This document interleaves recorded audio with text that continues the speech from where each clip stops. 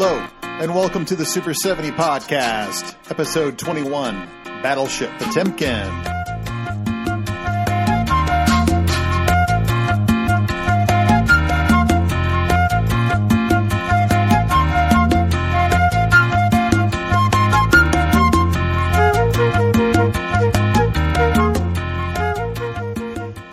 The Super 70 is a podcast meant to sync with the film we are discussing. You don't have to, though, and can go on listening without watching anything. I would, however, recommend that you watch the film we are discussing before listening to the Super 70 podcast. You can find it on iTunes, SoundCloud, Himalaya, Google Play, Pocket Casts, Spotify, and my website at www.thatdylandavis.com. I'm Dylan Davis.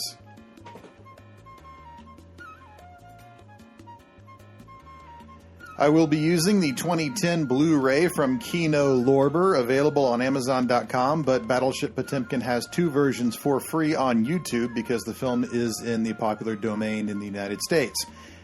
I recommend the 1 hour and 13-minute version due to the English subtitles. However, you need to have a YouTube subscription so you do not have to sit through advertising. If you do not have a YouTube subscription, the advertising will throw the commentary off sync. If you click play on the Blu-ray and the YouTube video now, this podcast should sync with the rest of the film.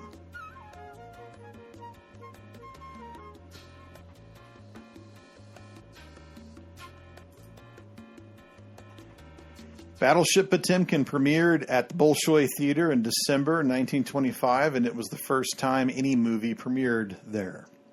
It was a state affair with tons of Communist Party officials and the veterans of the 1905 revolution in attendance, as it was the 15th anniversary of that revolution. So to clear the matters up before we start, the Battleship Potemkin was a mutiny that began the revolution of 1905, not the revolution of 1917. Hopefully, we'll get to distinguish those two eventually. But in 1905, the sailors on the Potemkin mutinied over their living conditions, you could say, and that was just one mutiny in a revolution that spread all over Imperial Russia. And we'll talk about the tangible effects the revolution had later. The intertitles, of course, are very important. Revolution is war. Of all the wars known in history, it is the only lawful, rightful, just, and truly great war. In Russia, this war has been declared and began. Lenin said this in June of 1905. That month, the Potemkin was stationed in the Tundra Spit near the Crimea, what is now southern Russia, but was for 7 decades southern Ukraine. The Tundra Spit juts into the Black Sea, and the Potemkin was a battleship assigned to the Black Sea's fleet. This is Alfonsy Matyushenko and Grigory Vakulinchuk, who were sailors on the Potemkin. Matyushenko was the quartermaster, so he was responsible for feeding the sailors. Vakulinchuk was a common sailor, but he was a revolutionary through and through, and here we're going to have to get into a little subtle history, because Vakulinchuk and Matyushenko were not communists. There were communists on board the Potemkin, and of course, there were communists in the revolutionary movement in Russia. But the Communist Party was just one movement in the whole revolutionary movement against the Czar of Russia in 1905, Nicholas II. So although they were revolutionaries and they were totally devoted to the cause, they did not answer to Lenin in exile or to any other party member. That's important to keep in mind because this is a propaganda picture, to be sure. And with Triumph of the Will and perhaps Mrs. Miniver, it's the most successful propaganda film ever made. And there's a myth that's been created around it, and we need to keep it in perspective as we appreciate the genius of what we're watching. I hate to state the obvious, but film is a visual medium, just like music is an auditory medium. I feel like I have to state that because the music in this film, although it's important, it's really second fiddle to the image. This is the silent era and would be for another 4 years. And up to now, cinematographers were really just working on getting that image on screen in focus and not much else. And that changes eventually with people like Griffith and Intolerance, which we'll get into later. And with Edward Tice, the cinematographer of Potemkin, and Eisenstein's other 5 movies. And we're going to count them off because there's a progression. Strike, 1923, Potemkin, 1925, October, 1927, which was to celebrate the 10-year anniversary of the October Revolution. And then there's this 10-year period where Eisenstein is busy as a bee, but he's not making any movies. And part of it is he's teaching and directing Mosfilm, and he's in Mexico, and he's being a gay man in Soviet Russia, and there's purges there, right? So he's got to be careful. He didn't direct another movie until Alexander Nevsky in 1938, and then, of course, Ivan the Terrible Parts 1 and 2. And Tice is right next to him the whole time, planning everything. He's like Eisenstein's right-hand man. And he's in on every theory and note taken the entire time. Tice is really, really important. Probably just as important as Eisenstein is. And you've probably never heard of him. Think of it this way. 6 out of 6 of the Soviet films that you've heard about, he's shot. The mutiny on the Potemkin did not happen in a vacuum. I'm not going to go into great detail. I want to get into the film and the image and the editing, but just very briefly, it's going to take too long. The Czar bumbled his way into a war with Japan and then lost that war in 2 huge battles. One was at sea, the Battle of Tsushima, and another one that was on land near Manchuria. At Tsushima, what was left of the Russian Navy was obliterated in 3 hours, and Matt Yushchenko, even though that he's on the Potemkin and the Potemkin is in the Black Sea, he's nowhere near the Pacific, he knows he's lost dozens of friends. And the common people of Russia took to the streets. They organized millions in a national strike that went on and on and on. And the sailors of Potemkin, even though they've been at sea, they know the whole country is up in arms over the lost war with Japan, and they're very motivated. They could be next, if you get what I'm saying. And they're not interested in dying off the coast of Japan for a czar sitting up in his summer palace counting how many pheasants he shot. They don't give a shit. So they're right for the revolution. All they need is a spark. Even a dog wouldn't eat this, right? And here's the spark. Matt Yushchenko sent a party to the coast to pick up some beef to make some borscht for the sailors. And the sailor that he sent was named Alexeyev, and he was with an officer by the name of Makarov and the ship Dr. Golenko. And there was a strike in the city, and their gunfire was going off, and Golenko made him nervous, and he just wanted to buy the beef and get back to the ship. And Alexeyev complained to Golenko that, the beef that they're buying, this is shit. Makarov basically told him shut up and ordered Golenko to determine that the beef was okay to eat. Well, obviously it wasn't okay to eat. It had maggots all over it. And when the stuff hit the deck, everybody on the side of the ship lost their collective shit. They were absolutely pissed that they were being treated this way.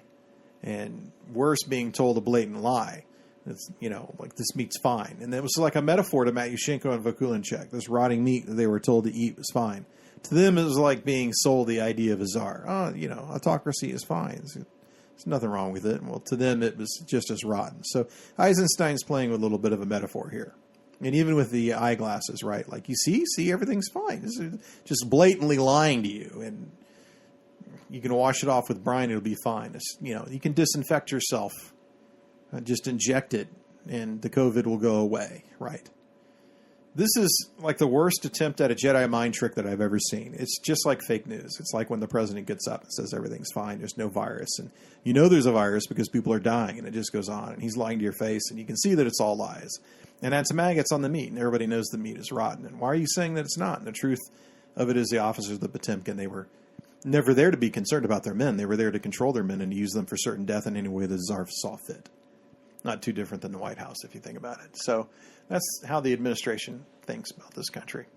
We're all expendable, especially if we live in a blue state. Now, Matt Yushchenko and Vakulinchek saw the meat for themselves, and they weren't particularly surprised at the maggot situation. But they were surprised how the crew reacted. And like a lot of the situations in revolutionary circumstances, the best propaganda is the bad decisions of the elite. Matt Yushchenko and Vakulinchek and the Bolsheviks could have beat their drum all they wanted, and nothing was ever going to happen, really, as long as the autocracy could behave within a margin.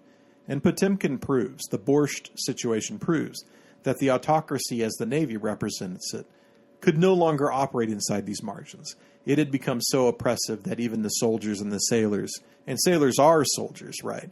Even they couldn't be treated any lower. The next step was to be put into a gulag or shot. And in Potemkin's case, they were to be shot, absolutely shot, on the orders of the captain, on the deck of the ship, the man who's supposed to care for them. And in the days leading up to the morning of the bad borscht, was the crew finding out that 40 of the Potemkin sailors were going to be reassigned to another ship when they made port. And this was a huge deal. The Black Sea Fleet was riddled with revolutionaries, and the officers knew it. So when they identified them, they tried to break them up and demoralize them the best they could, assign them to other ships. So Vikulinchuk calls a Bible meeting, which in reality is a meeting to discuss the revolution, right? And they say, we're going to have to do something, and soon, because we're going to lose the ability to take the ship if something bad goes down. And little did they know that something was going to happen so soon. This whole short montage is supposed to show what hard-working and loyal sailors the Potemkin crew was, which was true, or they wouldn't be on the Potemkin. The Potemkin was the apex of a rebuilding program for the Black Sea Fleet after its complete destruction in the Crimean War. It was the flagship. It was faster, better protected, more technologically advanced, and armed with stronger guns than any other battleship in the fleet. Even by the standards of other Western fleets, the Potemkin was a badass. And the Russian Navy didn't exactly know how they were going to take it after it was mutinied. So things escalated, just like you see here on screen, right? And Captain Golikov basically ordered his men to stop complaining and just eat the fucking borscht.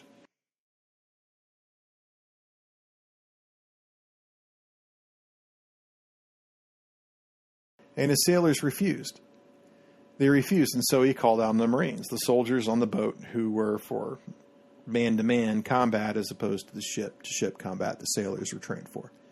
And Golikov threatened them by bringing out a tarpaulin, a tarp, and having it strung across the deck. And this was originally for execution, so no blood would get on the deck of the ship. And so when Vikulinchuk saw this tarp, he was just furious because he knew what it meant. It meant that his fellow sailors were going to be shot in cold blood. And he wasn't going to have it. And he and Matyushenko and a few others, they raided the armory and they grabbed as many revolutionaries as they could along the way. And they ran back to the deck and they challenged the captain face to face. And one of the sailors fired a warning shot. And then that was it. The mutiny was on. And whoever survived the first few minutes of the mutiny was crucial as to how history would play out. Because Potemkin is seen as this proof positive moment in Russian history that the people were not happy under the Tsar. That the proletariat who were serving the Tsar did care about what happened to their country and could overthrow their officers if they wanted to. And this was huge. This meant the Russian military was unreliable. And in that context, you see the First World War is happening just 9 years later. You begin to understand that it was inevitable, the Russian Revolution. It was inevitable. It was going to happen because the people of Russia were so oppressed and abused that in a modern world they just cracked and all hell broke loose. And the Potemkin was lost.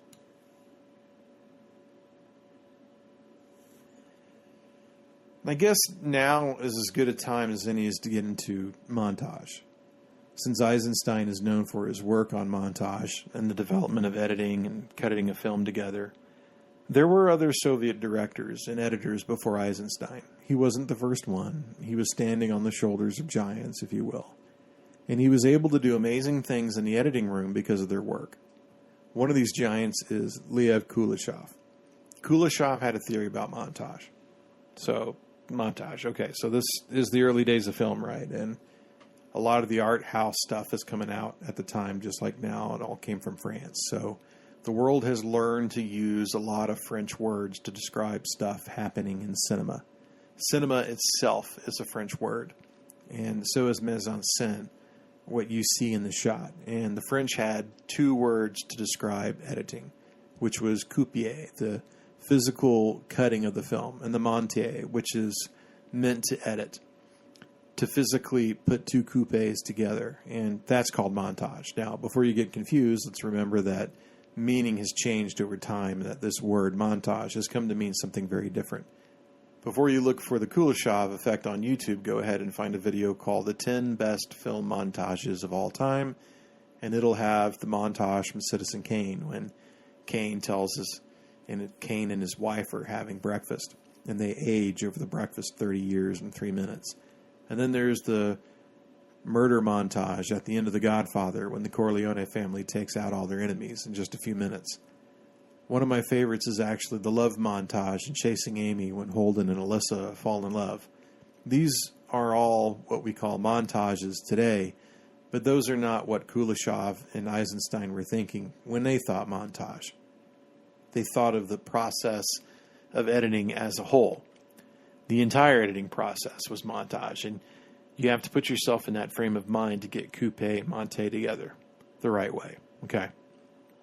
And it's fitting because this is a Kuleshov effect happening right now with the sailor and his plate.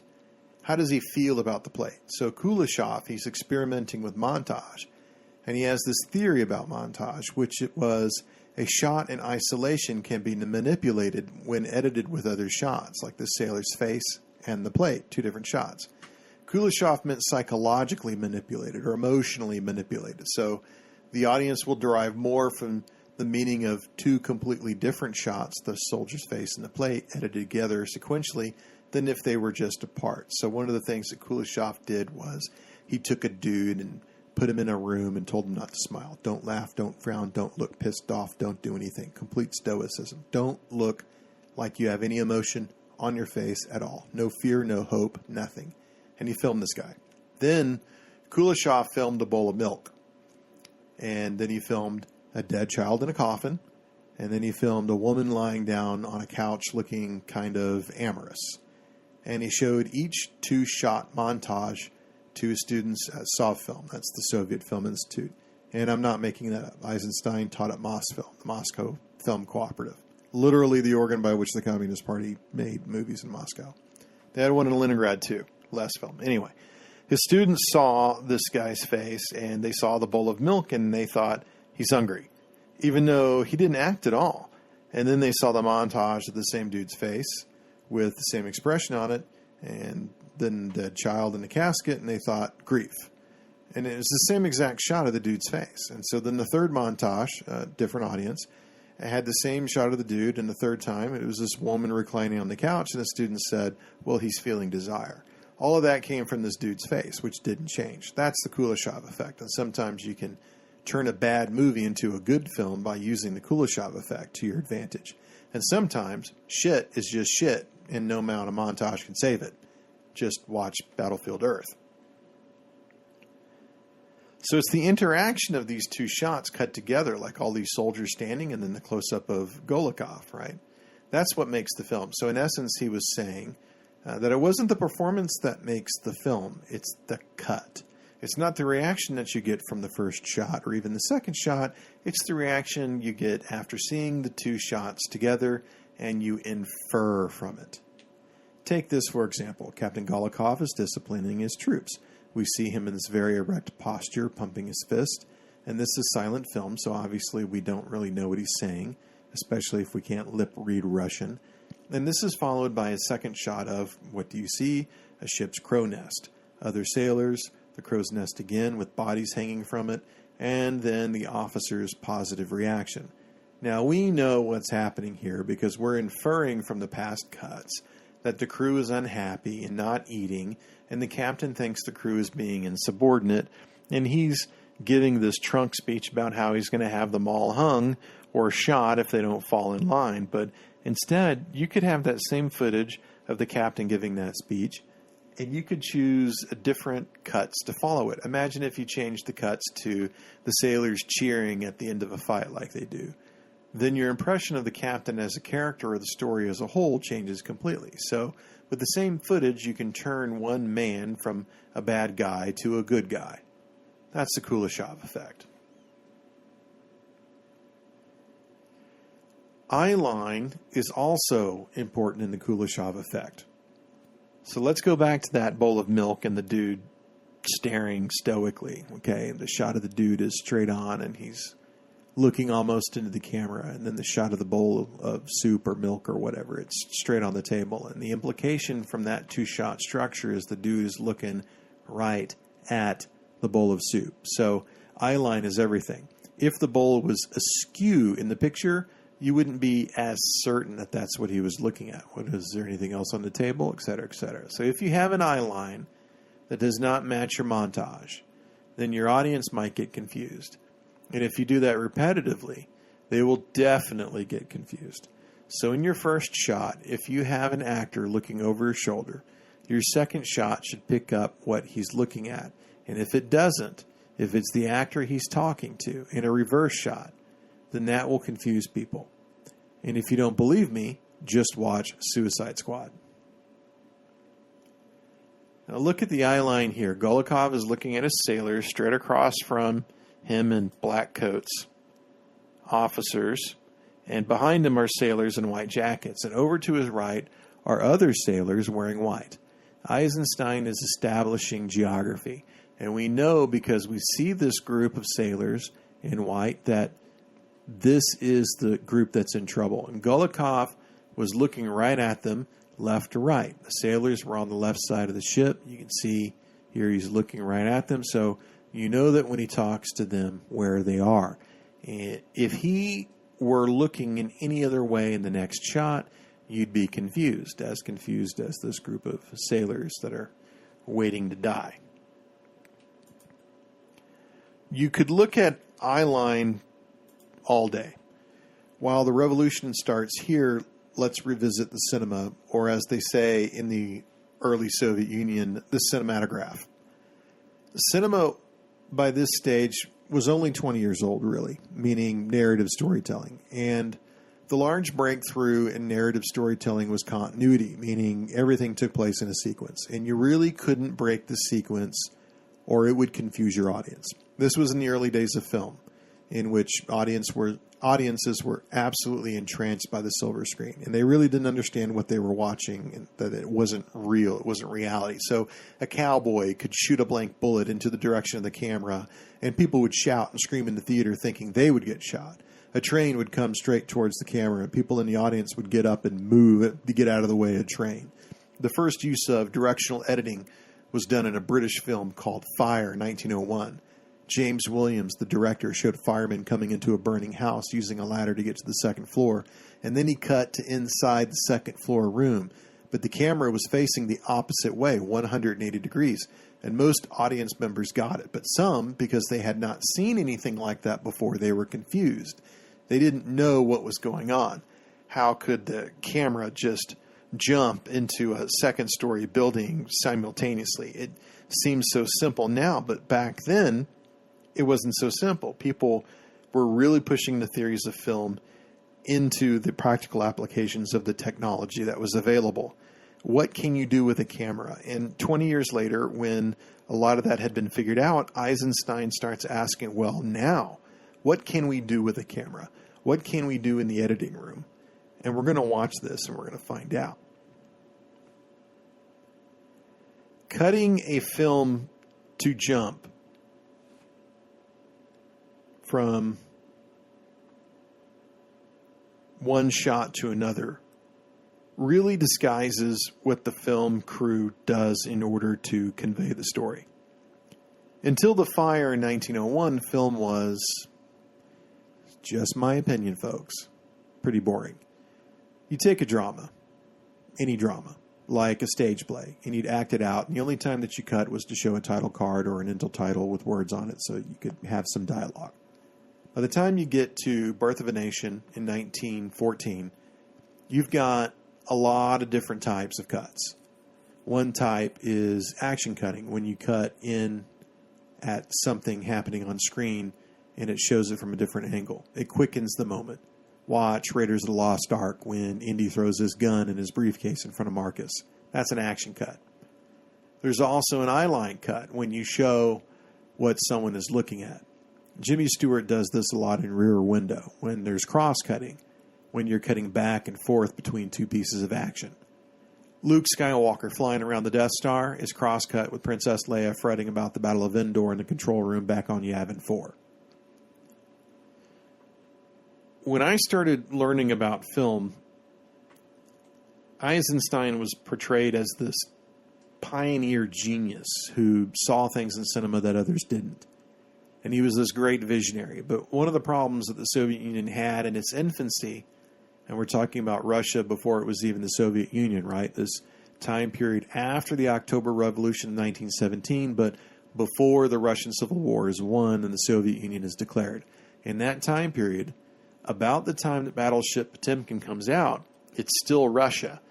And anyway, one of the problems that they had in the early Soviet Union, and would have for decades, is shortages. And this included shortage of silver nitrate, which is what film was made from. So the going theory was the reason Eisenstein was able to invent these genius theories of montage was because he had to. He had almost no film to work with. So he had to do something in order to tell a story. So he made it a part of the story that you would just see these cuts, these montage sequences. Necessity is the mother of invention. And if you look at anything Orson Welles did after The Lady from Shanghai, you know that that's true. Eisenstein invented montage because he had to. Now, whether or not anyone else would have done it, I don't know. That's a separate question. Eisenstein used several different new methods of editing, all in the same film. Some of these had been done before, but none of them had been used all at once and to such great effect. And, never to such great effect. So these 5 different film theories of editing are called metric, rhythmic, tonal, overtonal, and intellectual. And I'm going to try to find examples of all of them here. Great foreshadowing with the flag just passed. You'll definitely see another flag of a different color again. So this is after the Battle of Tsushima, which we already talked about, and some of the sailors on the Potemkin had lost mates in that battle, like I said. But there was another battle in Mukden on Chinese soil against the Japanese. And this was the largest land battle between the Franco-German War of 1870 and the First World War. And it was the largest battle that anyone had taken place between the two world wars.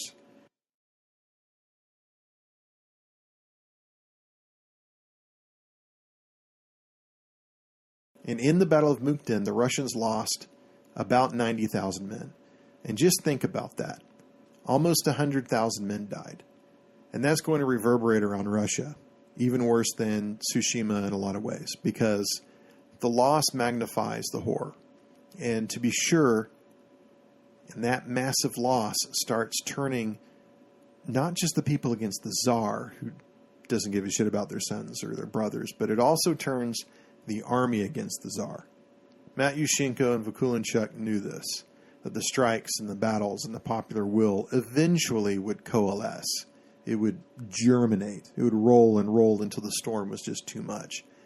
And the military as a working class, not as an officer class, but as an armed proletariat, right? They knew that it would be too much. So we can look at Potemkin as this small episode, and Eisenstein was smart to keep the focus on just the ship and the crew. But remember, there's much more at stake here than just this ship. All of Russia was in pain. And Potemkin was what a lot of people thought was going to be the start of something lasting and permanent. And maybe it was. It just took another 12 years than people thought it would take. And if you have not already pieced it together, religion takes a horrible beating in Potemkin and really any ideologically Soviet film. The Russian Orthodox Church, or ROC, or ROC as it's known, was unashamedly pro-Tsar. In fact, it still is. When the Romanov corpses were found and exhumed, they were interred in a royal burial ceremony in an Orthodox cathedral in St. Petersburg. There was a priest on every ship back then, and in the fleet, you're talking about dozens of priests, not just to look after the spiritual health of the men, but because the church was so ingrained in Russian society, they were really there as the enforcers of the autocracy. So as long as the ROC was spiritually supporting the Tsar's regime, then it was seen as just as much of an oppressor of the Russian people as the Tsar was. And so it had to be destroyed. And that's why there's this fight with the priest that really does not make the ROC look very good. But they hold back from killing him. Even by 1925, there were still tons of faithful in Russia, and you could make an anti-religious statement to be sure, but you didn't want to inflame opinions. Eisenstein wasn't stupid. And I'm sure that you noticed during this action sequence, the mutiny, that the cuts are fast and quick. Obviously, if you decrease the time in between the cuts, you're going to quicken the pace. And if you up the beat of the music, it'll have a dramatic effect on how you perceive time. Both of these things are happening here. So let's count between the cuts real quick. 1, 2, 3, 1, 2, 3, 1, 1, 1, 1, 1, 1, 1, 2, 1. Right, that's the intertitle. So you had a whole bunch of 1 second shots until you got to the worms, and he stayed on the worms 1 more second to make the emphasis. You can do this for the entire film. I've done it. I've even tried to average it out, but I couldn't commit the time to finish it. But I'm sure that other editors have, and I'm sure that there's someone who's counted how many cuts there are in this film. But you get the meaning. I'm going to bring this up again when the film slows down, and we'll count the cuts again and see how the shots add up in terms of time. Eisenstein outlined 5 different ways to edit a film that could change the mood or tone of the direction of your picture based on these cuts, and some of it's based on the timing between the cuts, all relying on the Kuleshov effect. And like I said before, those 5 ways are metric, rhythmic, tonal, overtonal, and intellectual. So let's take metric cutting first. When you're cutting in a metric style, you choose a certain time period, or actually the number of frames in a shot. And you cut based on that rate, regardless of what your subject is doing in the shot, in order to establish a rhythmic system or a standard cadence to your audience. And your audience gets used to the rhythm, and when they do that, you can change gears. You can speed up or you can slow down, and the audience is in step with you. This happens in the mutiny scene we just watched, when most of the cuts were 1 second cuts, sometimes 2 second cuts. Occasionally there were 3 second cuts, but a 4 second cut was abnormal. That's when they wanted you to focus really hard on something. That's how you cut for action. You see this a lot in films, particularly in Dark City, a film that Roger Ebert loved the shit out of. There's really fast cuts in the beginning of that movie as the protagonist is trying to figure out who he is and where he is and what's going on. Those cuts might be too fast, actually. And if there's nothing going on, say in the scenes coming up when Vikulinchuk's body is being taken to Odessa, it's a long shot. And when people are visiting his body, you'll see some long takes, much longer than the action scenes. And that's to slow you down. It might not be at the same frame rate every time, but it's close. Like the shot of them bringing Vikulinchuk's body out of the water. That's a really long cut compared to the ones that preceded it. Or this one, they're taking his body to shore. And that's Eisenstein and his editor getting you to run and to walk and then to stand and then to run again. He's getting you used to the pace of the film. Pretty brilliant. So count with me on this next one. 1, 2, 3, 4, 5, 6. 1, 2, 3, 4, 5. See, he's focusing on Vikulinchuk's body. And there's an 18-second cut in here, right? There's a 4-second cut. There's an intertitle. There's a 6-second cut. It goes on like this.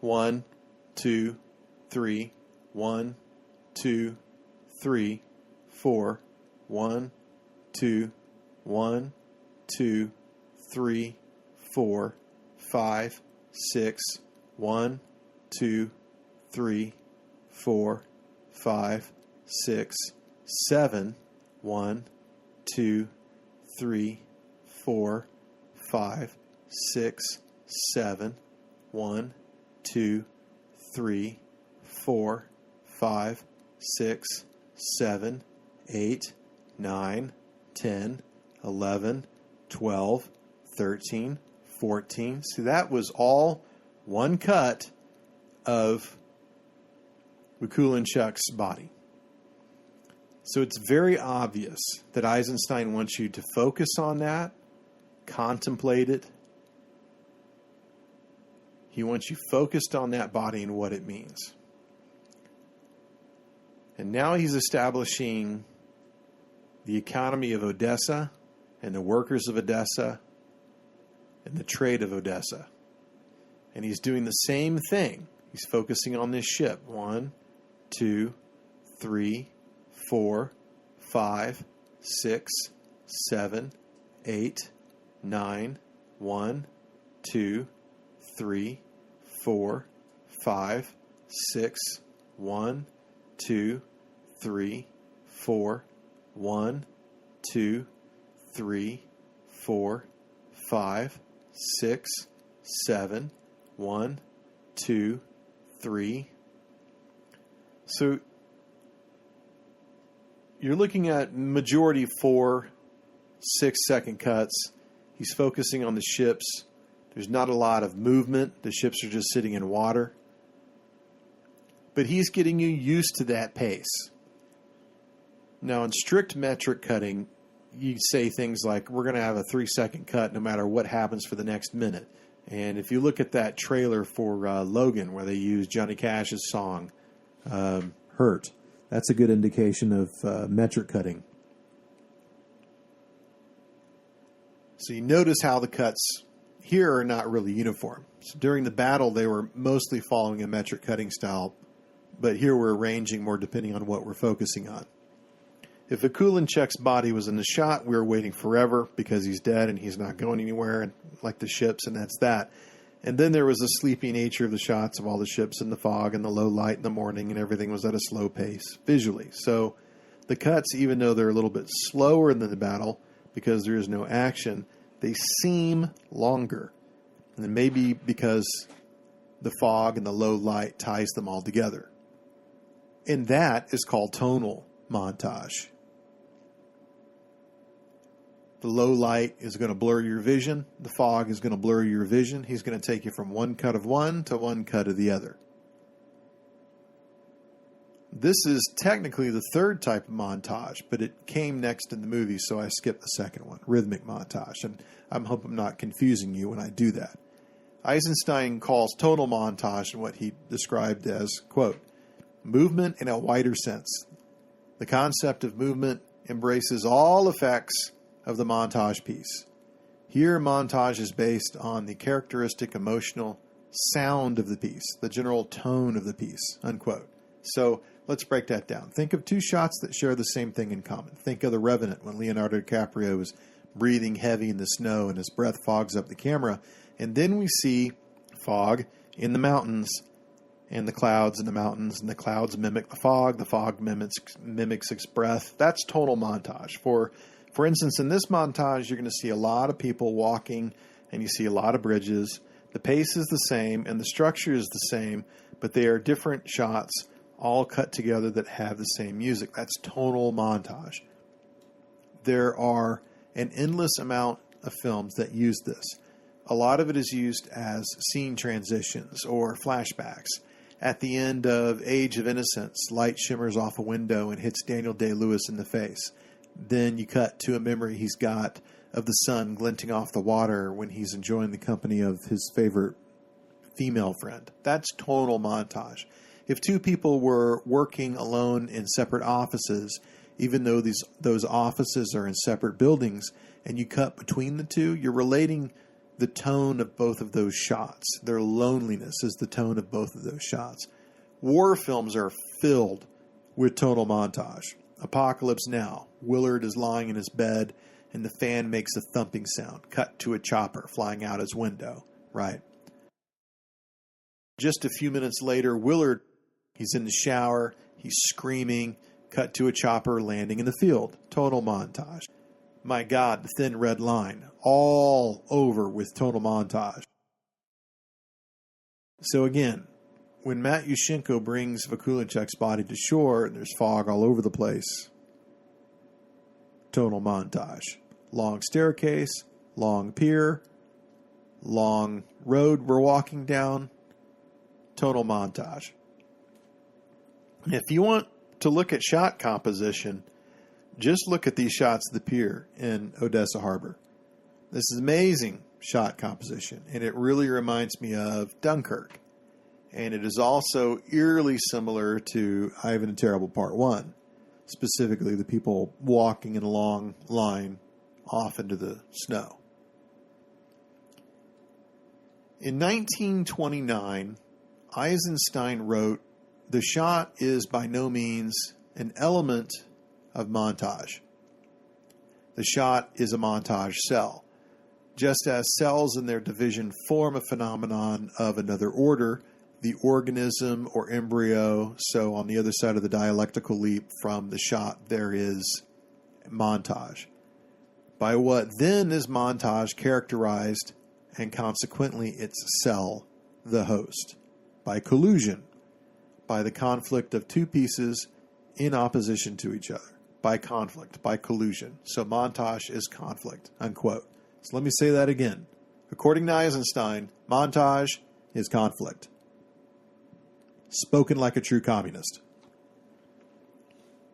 Now, there's tons of tonal montage here, but we need to get into the second type of montage, rhythmic. Remember, we went over this with tonal, which is third. We'll get back to tonal later, but let's focus on rhythmic because one of the most important scenes in cinema history is coming up. Eisenstein described rhythmic cutting. He said the actual length, quote, "The actual length does not coincide with the mathematically determined length of the piece according to a metric formula. Here, its practical length derives from the specifics of the piece and from its planned length according to the structure of the scene," unquote. Think about car chases and how they cut action together, like the one in the French Connection. Think about dialogue scenes, especially the longer ones, like Vincent and Mia at Jackrabbit Slim's in Pulp Fiction, or Jack and the narrator talking over beers in Fight Club, Jack chasing Danny through the hedge maze at the end of The Shining. It's an excellent example. The cut is based on what is happening in the shot and when the action is over. Metric does not care about the action in the shot. It's going to cut anyway. And all the cuts of these people crying over Vakulinchuk, you guessed it, tonal montage. But it also goes back to rhythmic. The Odessa Steps sequence, which is coming up soon, is the classic example of a rhythmic montage. Eisenstein wrote about it. Quote, "The Odessa Steps sequence in Potemkin is a clear example of this. In this, the rhythmic drum of the soldiers' feet as they descend the steps violates all metrical demands. Unsynchronized with the beat of the cutting, this drumming comes in offbeat each time, and the shot itself is entirely different in its solution with each of these appearances. The final pull of tension is supplied by the transfer from the rhythm of the descending feet to another rhythm, a kind of downward movement. The next intensity level of the same activity, the baby carriage rolling down the steps. The carriage functions as a directly progressing accelerator of the advancing feet. The stepping descent passes into a rolling descent." Unquote. Overtonal montage is pushing tonal montage to the next level. And this is where Eisenstein's idea, his political idea of film, by which its very nature is a Soviet idea of film, is really felt in force. Say you film a child in a cradle, cut. Now you see a sunrise, cut. Now you see a flower opening its petals, cut. What do you derive from those in a series of cuts? Birth, life, new beginnings. Something along those lines. You infer. A very good example of this is what I found on YouTube. Huge spoilers here from Harry Potter, by the way. The death of Dumbledore. Cut to Snape saying Avada Kedavra, which we know is the death curse. Cut to Dumbledore getting hit by the curse. Cut to Harry looking mildly upset, in my opinion. Cut to Snape giving the what have I done look. Cut to Dumbledore falling to a certain death. Do we really need to see Dumbledore's body to know that he's dead? No, because we inferred it from the series of cuts. But modern film being what it is, we're going to see his body anyway because we need closure. So, thanks, JK. Now, intellectual montage is the king daddy of Soviet political thought and cinema. It is literally the juxtaposition of two otherwise unrelated ideas to create a third idea in your mind. So not only can you infer, but you can pick up innuendo or a metaphor or a pun. That doesn't sound too hard, does it? Okay, so by far the most fucked up intellectual montage I have ever seen is, spoilers again, the end of North by Northwest. Cut. Eva Marie Saint is hanging off a cliff. Cut. Cary Grant says, "You can make it." Cut. Eva Marie says, "No, I can't make it." Cut. Cary Grant says, "Come on up," if you get my meaning. Cut. We are magically transported from the cliff to a railroad car where Cary Grant is helping Eva Marie Saint into a bunk bed. Cut. We see a train going through a tunnel. What is the metaphor that you're picking up on? Well, if you didn't get the innuendo on orgasm, using the cliff, the grunting, the word come, or the bunk bed, you should have gotten the enormous phallic train moving through the tunnel, which was, of course, a metaphor for a vagina. The red flag, which everyone is cheering on now, and you'll see again, was not the first time color was introduced in the silent era. Film had been tinted and individually painted before, but in this case, each frame of each copy of this film had to be hand-painted, and the first few hundred times they did it, it looked more pink than red. Red was the color of revolution from the days of the French Revolution, and was not wholeheartedly associated with communism by 1905, but it sure as shit was by 1917. Most montage is not as complicated as those famous 5 forms. We just watched a very successful montage of the workers in Odessa walking through the town, and we got a great sense that they're all good people who care about their neighbors and their country, and they're all greatly patriotic Russians who are common people. Really, it looks like a Marxist dream. And you'll see this repeated in pretty much every Eisenstein film, but particularly in his first 3, especially October. Ivan the Terrible and Alexander Nevsky center more on a character, for sure, but you'll see the people represented in those similar terms as well. Go ahead and pick those up on Criterion 3-pack if you can find it. Now, coming up is going to be the most famous part of the film, and Eisenstein is breaking convention. Normally in 3 acts, the biggest and the most famous moment is the 3rd act, but not in Potemkin. It's the Odessa Steps, the 2nd act, and he's very specifically playing this shot by shot, and he really focused on themes and movement, and the theme of movement and where it's going. To the left, of course. Let's take a look at Eisenstein's deconstruction of the sails and the Odessa ships. The Odessa Steps. We'll start with the yawls, the small boats that visit the battleship. Look how happy people are. Okay. Quote, "This sending of greetings is constructed on a sistich cross-cutting of 2 themes. 1, the yawls are speeding towards the battleship. 2, the people of Odessa watching and waving. At the end of the 2 themes are merged. The composition is basically in 2 planes, depth and foreground. Alternatively, the themes take a dominant position, advancing to the foreground and thrusting each over each other by turns to the background. The composition is built on 1, on a plastic interaction of both these planes within the frame, and 2, on a shifting line and form in each of the 3 planes from frame to frame by montage. In the second case, the compositional play is formed from the interaction of plastic impressions of the preceding shot in collusion or interaction with the following shot. Here, the analysis is of the purely spatial and linear directions. The movement of the composition takes on the following course. 1. The yawls and movement. A smooth, even movement parallel with the horizontals of the frame. The whole field of vision is filled with theme. There's a play of small vertical sails. 2. An intensified movement of the yawls of theme 1, the entrance of theme 2, contributes to this. Theme 2 comes to the foreground with the severe rhythm of the vertical motionless columns. The vertical lines foreshadow the plastic distribution of the coming figures in 4, 5, etc. Interplay of the horizontal wakes and the vertical lines of both sails and columns. The yawl theme is thrust back in depth. At the bottom of the frame appears the plastic theme of the arch. 3. The plastic theme of the arch expands to the entire frame. The play is affected by the shift in the frame's content, from vertical lines to the structure of the arch. The theme of verticals is maintained in the movement of the people, small figures moving away from the camera. The yawl theme is thrust completely into the background. 4. The plastic theme of the arch finally moves into the foreground. The arc formation is transposed to a contrary solution. The contours of a group are sketched, forming a circle. The parasol emphasizes the composition, and to me, the parasol is just instantly reminds me of the guy with the umbrella in Dealey Plaza in Oliver Stone's JFK. It's like a symbol for something. Something's about to get hot. And it spins. She's in a white dress. Innocence, right? And here the proletariat and the petit bourgeois, they're all together. Look at the flag. And what's coming? The big moment. The Cossacks are coming. Parasol again. And suddenly.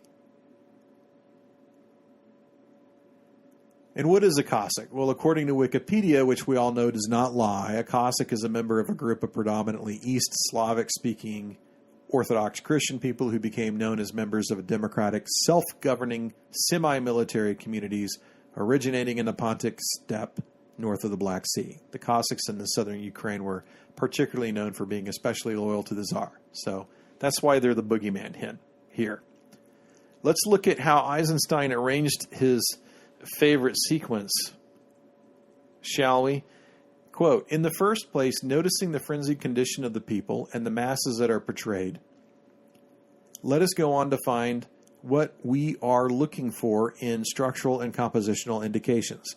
Let us concentrate on the line of movement. There is, before all else, a chaotic close-up rush of figures. And then, as chaotic rush of figures in long shot, then the chaos of movement changes to a design, the rhythmic descending feet of the soldiers. Tempo increases, rhythm accelerated. In this acceleration of downward rushing movement, there is a suddenly upsetting opposite movement upward. The breakneck movement of the mass downward leaps over into a slowly, solemn movement upward of the mother's lone figure carrying her dead son. Mass, breakneck speed, downward, and then suddenly the lone figure. Upward, returning to the downward. Rhythm accelerates, tempo increases.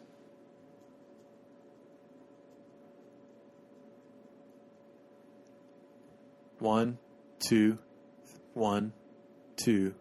3, 4, 5, cut. 1, cut. 1, cut. 1, cut. 1, 2, 3, 4, cut. 1, cut. Intertitle. 1, cut. 1, 2, cut. 1, 2, 3, 4, cut. 1, cut. 1, cut. 1, 2, 3, 4, 5, 6, cut. So now as the crowd is rushing down the staircase in fear of their lives, we see the mother of the fallen boy go against the grain of traffic here, and in her grief she's going to face the murderers of her child. And this really reminds me of that famous photograph of that brave man who in 1989 stood in front of a tank in Tiananmen Square during the Goddess of Democracy protest. She really is going to face down her czarist oppressors. Look at this confrontation. Look at this coordination. Isn't it amazing? And she looks pissed, absolutely pissed. And you're supposed to take her side here. You're with this woman. You're pissed too. But it's only because of the context. You see who did this to her child because Eisenstein showed you with a cut.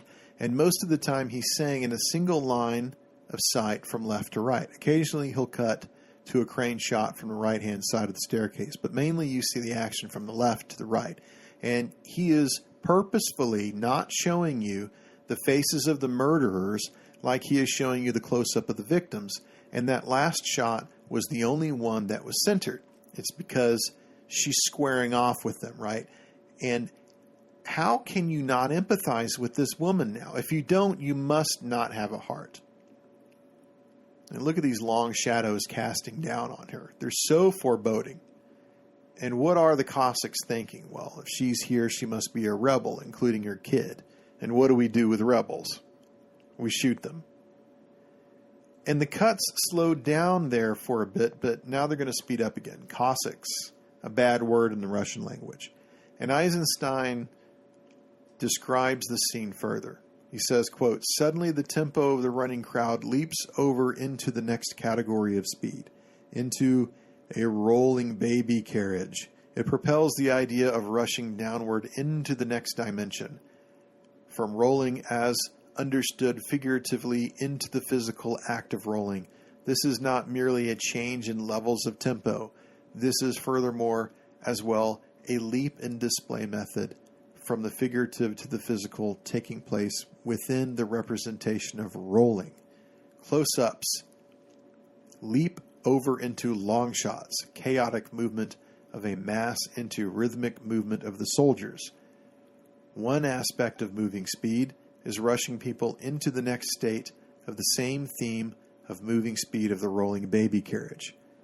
Movement downward into movement upward." And what does the baby represent? Well, the new Russian state, of course. Many volleys of rifles into one shot from one of the battleship's guns. Stride by stride, a lean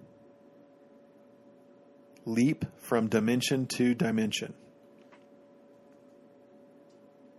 A leap from quality to quality so that in the final counting, rather than in a separate episode, the baby carriage, the whole method of exposing the entire event likewise accomplished its leap. Narrative type of exposition is replaced in the montage by the rousing of the stone lion and transferred to the concentrated structure of imagery. Visually rhythmic prose leaps over into visually poetic speech. And the reason they're focusing on the Odessa theater is that's where the military was meeting, but they missed them. So in a nutshell, what Eisenstein is trying to say here in a bottle is that this film, not just this film, all film, is a literary expression, and it's no different than a Monet painting or a book by Tolstoy. Film is literature. You can give it themes and you can make images mean something according to those themes, and you use the cut to do that. So your cherubs are gone, your stone lions are gone, and what are we left with? Darkness. And just in case you're interested, those steps, the Potemkin steps, back then they were called the Richelieu steps because there was a statue of Cardinal Richelieu at the top, and they connected the port of Odessa to the city, and they even do that to this day. It has 10 landings and 192 granite steps that go 465 feet. The base of the staircase is 70 feet wide, and the top is 41. So it narrows to the statue at the top, which overlooks the port. After the movie, they were called the Odessa Steps, but in Odessa, they're called the Potemkin Steps.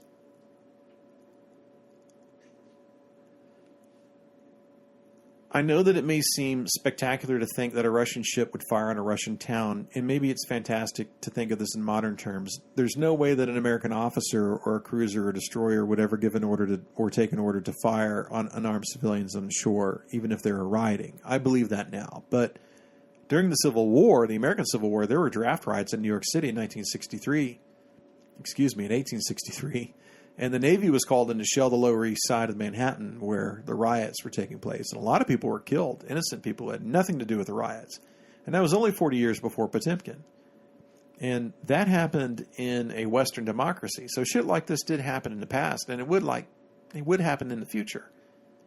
40 years after this film, the Ohio National Guard was trying to police a protest against the Vietnam War at Ohio State. And they shot into a crowd of unarmed civilians, and they killed 4 college students. Not a single one of them was involved in the protest. And it took a lot of compromise and desperate pleas to get the National Guard to stop killing young Americans who just wanted to go to school. So maybe this isn't that far removed. But this whole sequence is supposed to emphasize how the crew behaved like good little revolutionaries. And they did form a Soviet on the ship. The Soviet did discuss all matters on the ship. They did put an officer in charge of the ship, but that officer was responsible to the Soviet. Then all the other sympathizers were either locked up or jettisoned.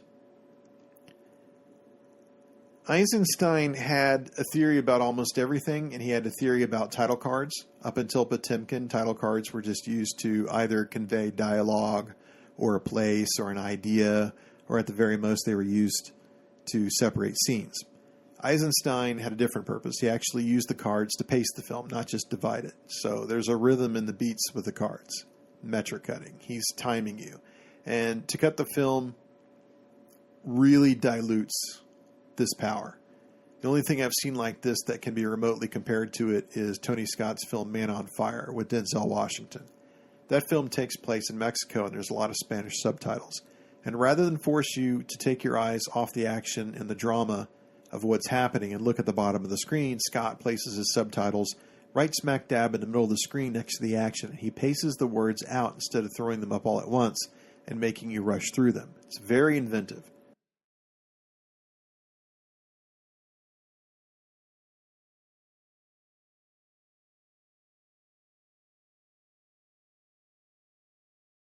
Check how we're slowing down here when people are sleeping, right? 1, 2, cut, 1, 2, 3, cut, 1, 2, 3, cut, 1, 2, 3, 4, cut, 1, 2, 3, 4, cut, 1, 2, cut, 1, 2, cut, 1, 2, 3, 4, cut 1, cut 1, cut 1, 2, cut 1, 2. See, now he's quickening it. So people were sleeping. Now he's up the pace. People are on guard. He's trying to get you used to something that's going to happen next. Now, the story of the battleship Potemkin does not end here. They couldn't take Odessa, so they decided to flee. And when they did, they confronted a small flotilla from the Black Sea Fleet. And in this amazing confrontation, which Eisenstein is going to dramatize very well here, Matyushenko decided not to fire on his fellow sailors unless they fired on him first. And that was an enormous risk. But he was willing to think that they would not fire on him and his crew. So this brotherhood really took over. And the other ships did not fire on Potemkin either. And that was a signal that what happened on Potemkin could happen on any ship in the fleet. And in fact, it did happen on one other ship. And other ships were completely unreliable. In fact, in order to track down Potemkin, there was an admiral who staffed an entire ship with officers, no sailors. And they just went off to go find the Potemkin.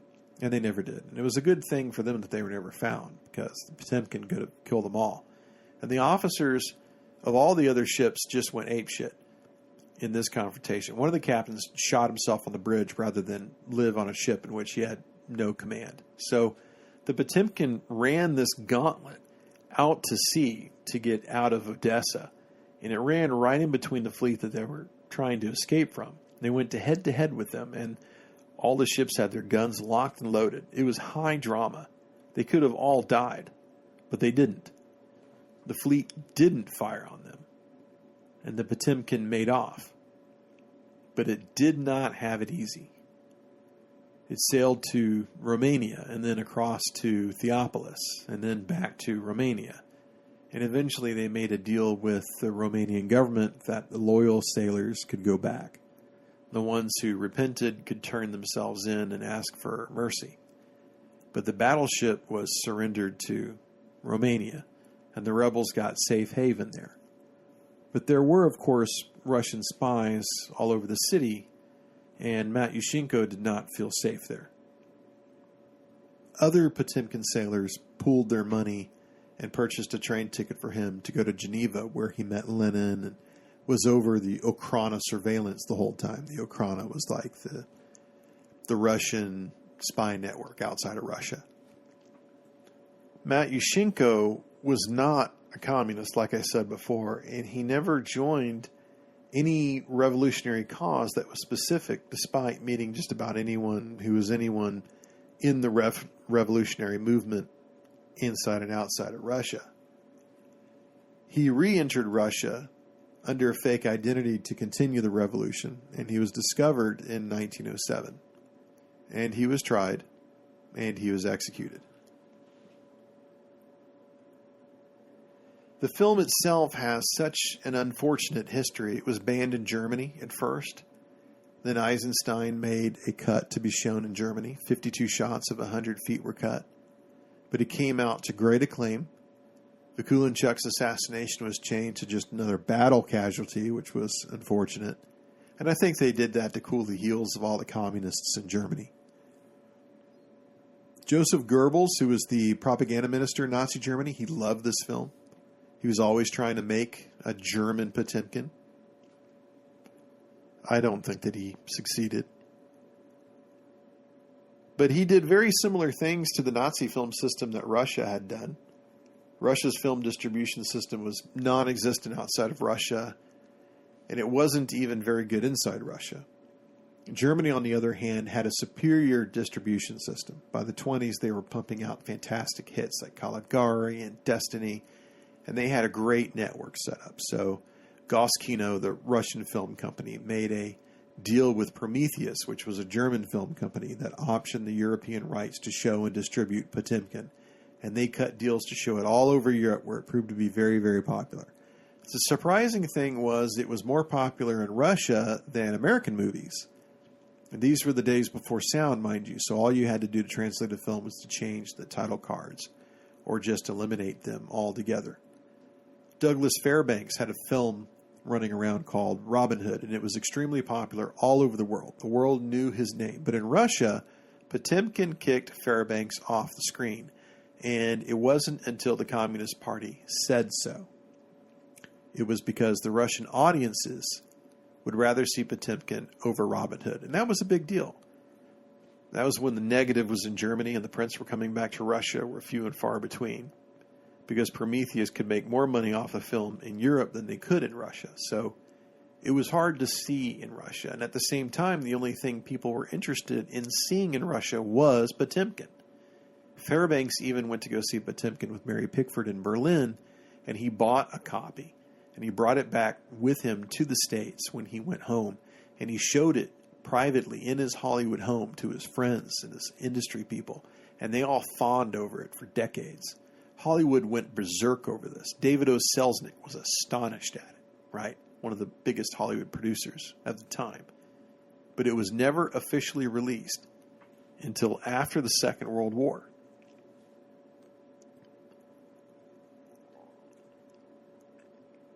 And after World War II, the original negative made it back into Russia, but it was heavily edited.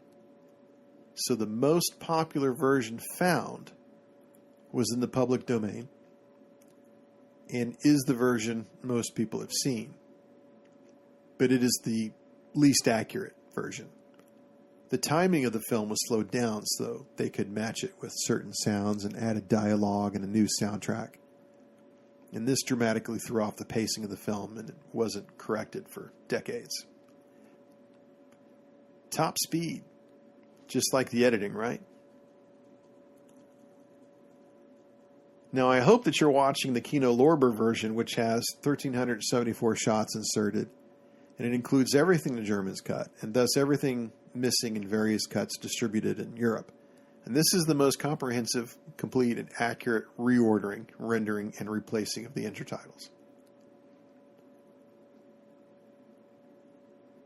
This is an important film for so many reasons. There's a subject matter, and the way the subject is cut, montage and editing, solving specific problems in cinema. Battleship Potemkin today is known as the super art house film, and only weirdos with French accents talk about Potemkin. This is completely different from when Potemkin came out. This movie was extremely popular all over the world. It caused a shockwave. Eisenstein was a household name because of this film, and for the rest of his career, he would be known as not just that brilliant director, but that director who did Battleship Potemkin. So it's not just the subject matter.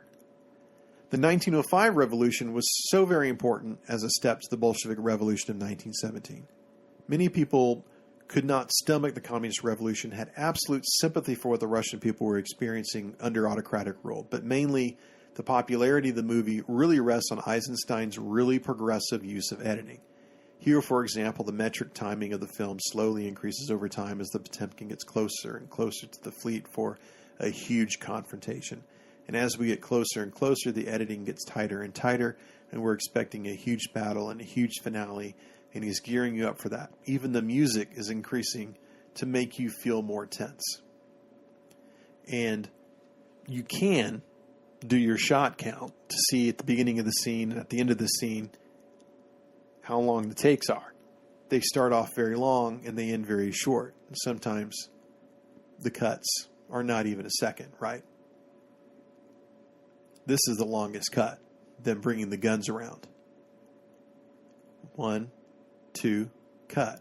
1, 2, 3, 4, cut. That was long. 1, 2, 3, 4, cut. 1 against all. Red flag. 2 seconds.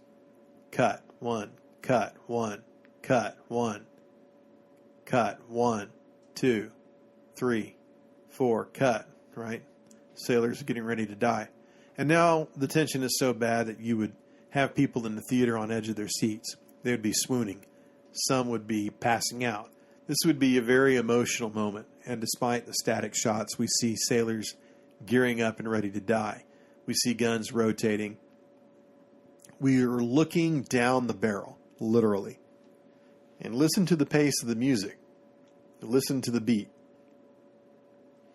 It's almost like you can hear the flag wave. And you don't need to see this movement because with montage you can artificially produce movement and you don't need to rely on your senses because Eisenstein said that in silent cinema you could actually hear movements and see sound. Maybe you could see the 10,000 high explosive fragment shells Potemkin had, enough to destroy the fleet, enough to destroy Odessa. And in this montage you get a sense of the feeling of what he was doing, of what he was producing. He was eliciting emotion. He's creating fear inside you and hope.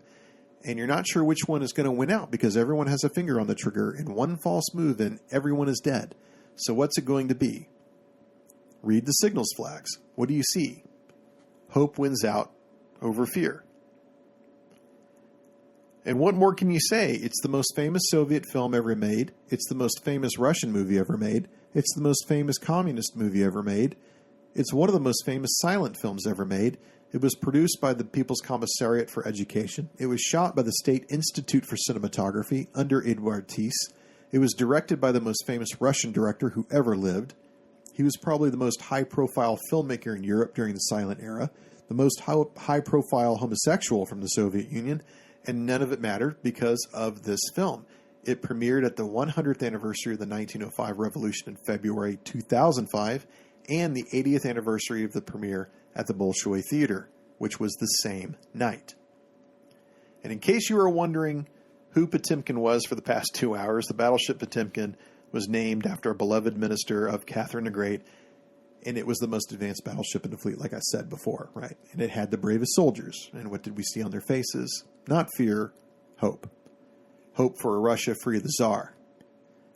It's too bad a Russia free was too much to ask for, because it's a whole century later and Russia still isn't free.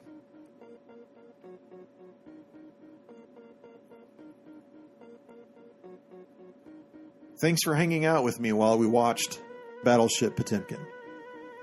If you enjoyed this commentary, please go to iTunes or whichever app you're using and write a review. If you didn't like it, drop me a line at thatdylandavis@gmail.com to tell me why. All music on this podcast is written and recorded by Rosalind McPhail. You can find her on iTunes, Twitter, and SoundCloud.